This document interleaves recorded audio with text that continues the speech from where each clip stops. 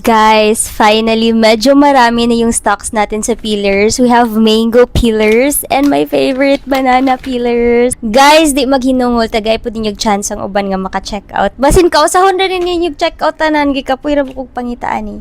Char. Bitaw guys, anyway, yun nga, available na sila sa Yellow na Basket. So, paunahan na lang kayo kasi yung iba nag-hoard. Ang dami ng binibili nila. Let's eat mango peelers.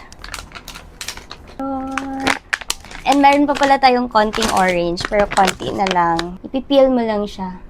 Ito yung favorite ko, yung banana. Peel mo siya, ganyan siya sa loob. Ganyan siya sa loob pag na-peel.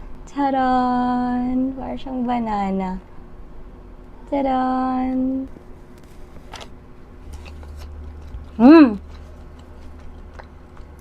Ang sarap. Sarap.